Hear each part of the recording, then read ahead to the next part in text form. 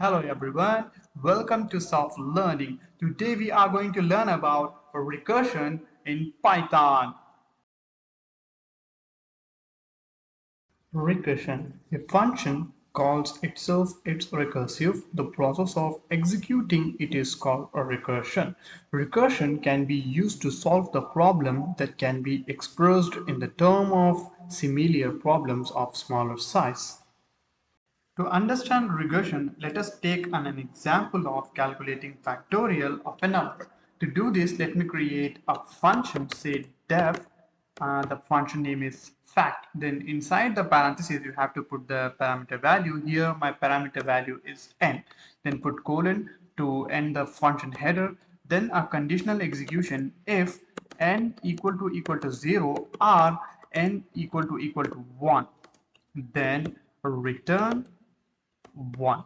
Otherwise, else return n multiplied by fact, the function fact inside the parenthesis n minus 1, like this. Then outside the function, let me create a variable x equal to int input, enter a number to factorial like this.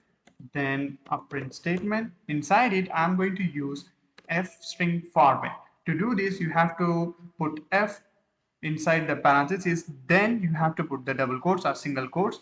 Then inside it, say the factorial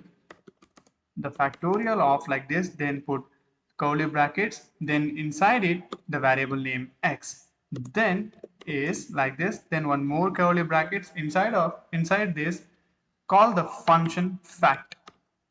Then the function need an argument, so here x, like this. Then run this, and it will ask enter a number to factorial, say 5. Then it will give the factorial of a 5 is 120. In this program, the fact function is a recursive function as it calls itself. When this function is called with a positive integer, it will recursively call itself by decreasing the number. Each function call multiples the number with the factorial of a number until the number is equal to 1. This recursion ends when the number reduced to 1.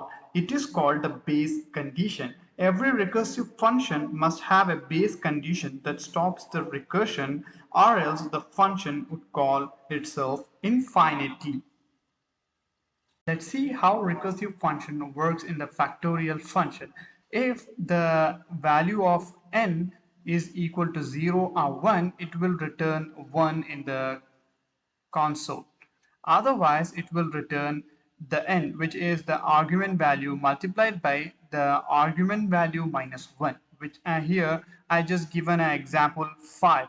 Then it will do like this: 5 multiplied by the 5 minus 1 value is 4. Then it will call 4 minus 1. Then once again it will call itself until the base condition, which is 1, comes in. Then it will multiply all the elements like this: 5 multiplied by 4, which is 20. Then 20 multiplied by 3, which is 60. Then 60 multiplied by 2 is 120. Then 120 multiplied by 1 is 120. Hope you understand. Don't forget to hit the like button, share it with your friends, and subscribe our channel. Thank you.